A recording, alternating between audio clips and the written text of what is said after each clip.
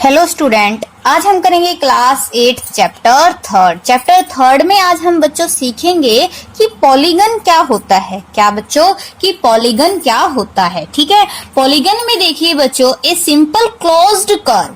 क्या डेफिनेशन है पॉलीगन की? A simple closed curve made up of only line segment. जो एक ऐसी क्लोज्ड कर्व जो किससे बनी हो? केवल लाइन सेगमेंट से बनी हो। बच्चों किससे बनी हो? लाइन सेगमेंट से बनी हो। लाइन सेगमेंट आपको पता है बच्चों, जिसके दोनों ही एंड पॉइंट भी होता है, जिसका और इनिशियल पॉइंट भी होता है। ठीक है, जिसका एंड पॉइंट भी होता है और इनिशियल पॉइंट भी होता है। एक ऐसी क्लोज्ड फिगर जो किससे बनी हो? लाइन सेगमेंट से बनी हो, उसको हम बोलते हैं पॉलीगन। और क्लोज्ड कर्व तो बच्चों देखिए क्या होती है, ये भी क्या होती है? एक कर्व होती है। ठीक है, और ये भी क्या होती है? एक कर्व होती है। लेकिन ये एक लाइन सेगमेंट से बनी हुई कर्व नहीं है। ये एक लाइन सेगमेंट से बनी हुई कर्व नहीं है। पॉलीगन क्या होता है? एक ऐसी कर्व जो किससे बनी हो? लाइन सेगमेंट से। देखिए बिल्कुल ऐसी सीधी लाइनों से बनी हो, जो ये क्या है बच्चों? पॉलीगन। ये क्या है? पॉलीगन। समझ में आ गया? पॉलीगन क्या होता है? एक ऐसी कर्व, एक ऐसी क्लोज्ड कर्व। ये क्लोज भी होनी चाहिए बच्चों चारों तरफ से। ठीक है, एक ऐसी क्लोज्ड कर्व जो केवल लाइन सेगमेंट से बनी हो, उसको हम बोलते हैं पॉलीगन। उसको हम क्या बोलते हैं बच्चों? पॉलीगन। ठीक है, पॉलीगन समझ में आ गया। अब हम पढ़ेंगे टाइप्स ऑफ पॉलीगन। क्या पढ़ेंगे बच्चों? Types of polygon.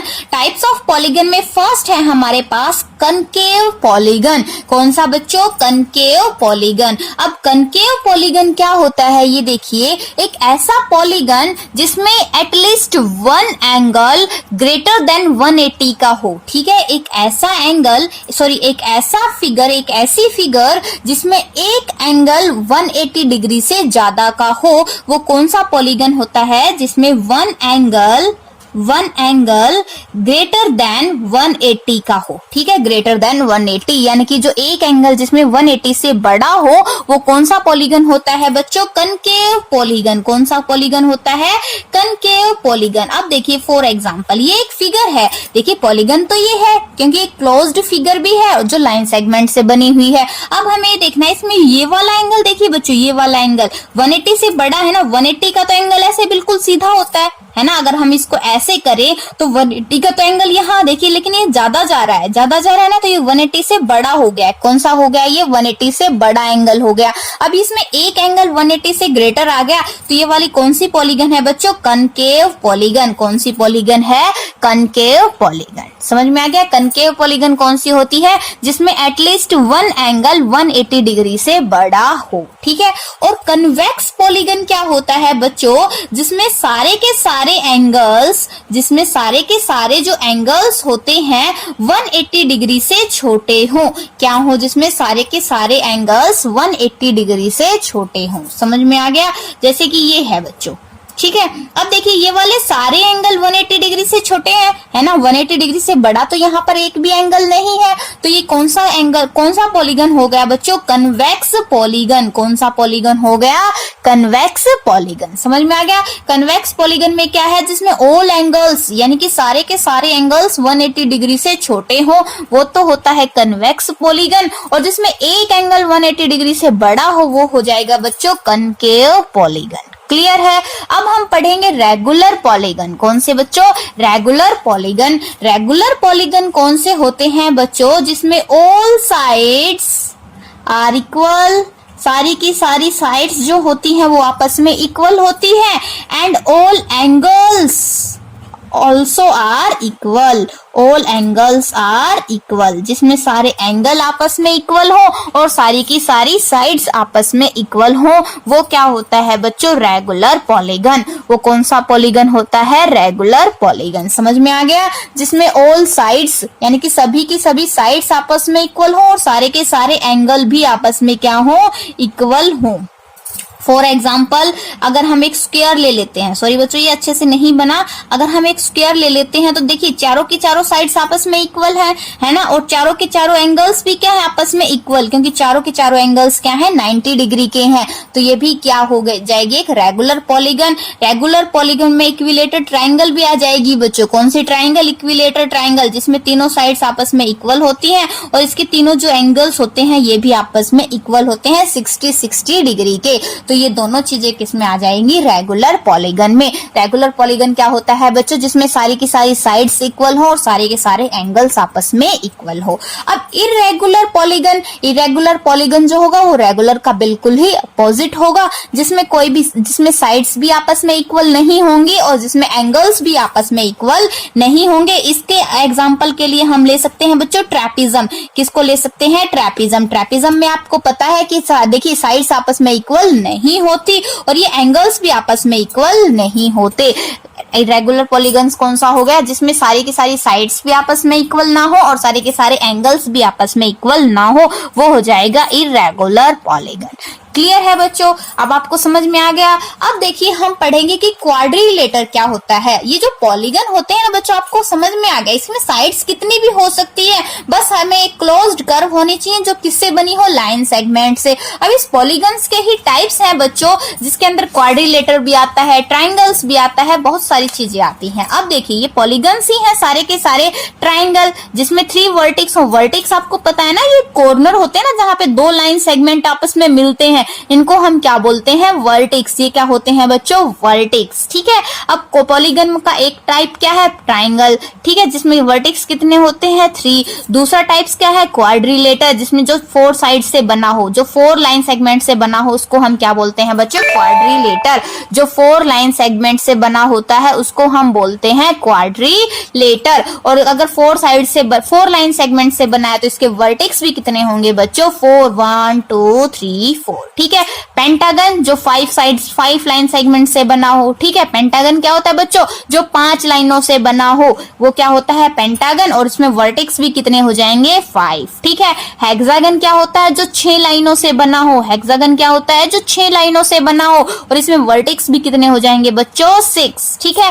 हेप्टागन क्या होता है? जो 7 लाइनों से बना हो। 1 2 3 4 5 6 7। ठीक है। और इसमें देखिए वर्टेक्स भी 6 7 हो जाएंगे। 1 2 3 4 5 6 7। वर्टेक्स भी कितने हो जाएंगे? 7। ऑक्टागन जो 8 लाइनों से बना हो और इसमें वर्टेक्स भी कितने हो जाएंगे? 8। नोनागन भी जो 9 लाइनों से बना हो और इसमें वर्टेक्स भी कितने हो जाएंगे? 9। एंड डेकागन जो 10 लाइनों से बना हो और जिसमें वर्टेक्स भी कितने हो जाएंगे? 10। ये थे क्लासिफिकेशन किसकी? पॉलीगन की। किसकी क्लासिफिकेशन थी बच्चों? पॉलीगन की। ठीक है।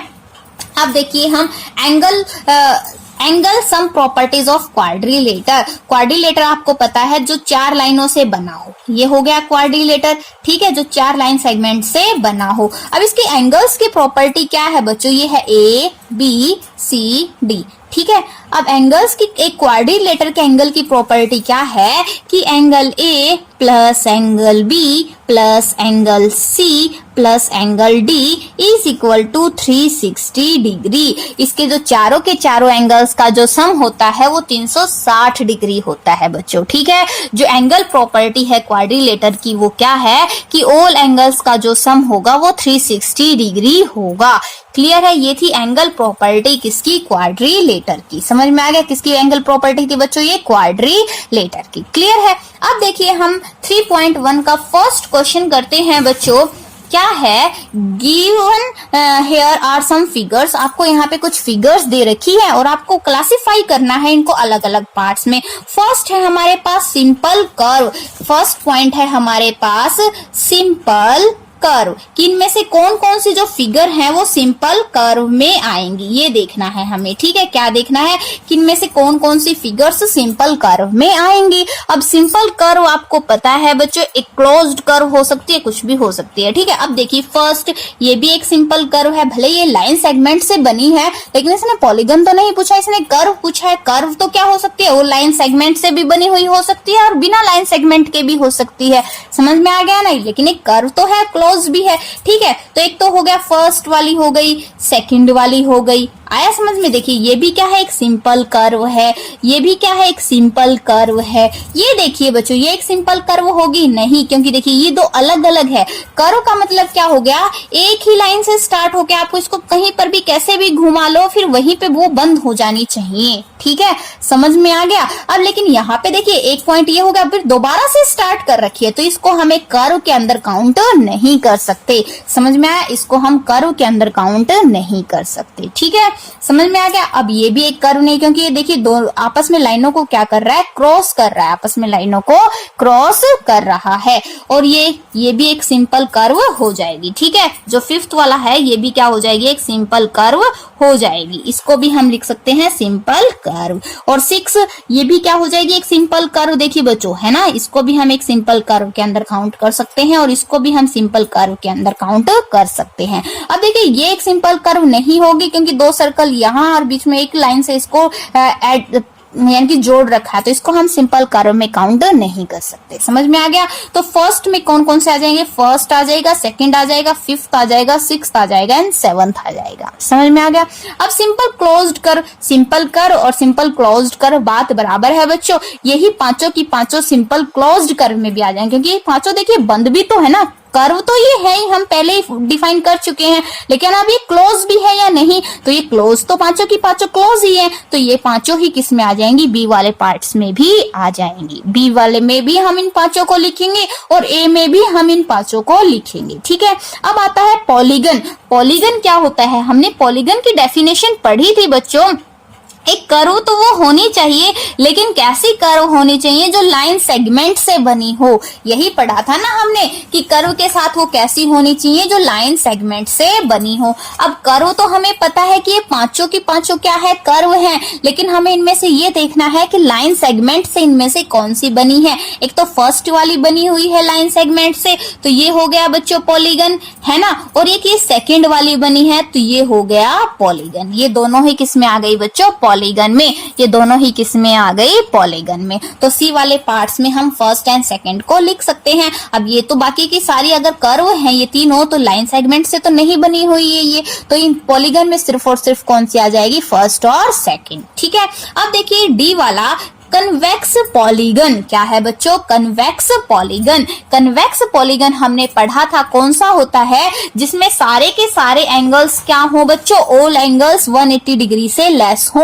जिसमें सारे के सारे एंगल्स क्या होने चाहिए, 180 डिग्री से लेस। अब इसमें देखिए, अब इसमें ये वाला जो एंगल होगा ये तो 180 डिग्री से ज्यादा का हो गया ना, 180 डिग्री से ज्यादा का, तो ये तो किस में आ जाएगा बच्चों, कनकेव में। ये किस में आ जाएगा, कनकेव में। लेकिन ये वाला जो है ये भी 180 से कम है, ये भी 180 से कम है, ये भी 180 से कम है, ये भी 180 से कम है, तो ये किस में आ जाएगा बच्चों, कन्वेक्स पॉलीगन में। किस में आ जाएगा, कन्वेक्स पॉलीगन में। समझ में आ गया? कन्वेक्स पॉलीगन में कौन सा आ जाएगा, सेकंड वाला। ठीक है, कन्वेक्स पॉलीगन में कौन सा आ जाएगा बच्चों, सेकंड वाला। ठीक है, अब देखिए कि पॉलीगन तो यही है ना, ये बाकी के तो पॉलीगन ही नहीं है, तो इनको तो हम पॉलीगन में काउंट ही नहीं कर सकते। अब जो हमने पॉलीगन में डिफाइन किए हैं यही दोनों आए हैं ना पॉलीगन में, इन्हीं में से हम छाटेंगे कि कन्वेक्स कौन सा है और कनकेव कौन सा है। और कनकेव में जिसमें एक एंगल 180 डिग्री से ज्यादा का हो, तो यही है ना 180 से ज्यादा का, तो इसमें आ जाएगा सिर्फ और सिर्फ फर्स्ट वाली फिगर।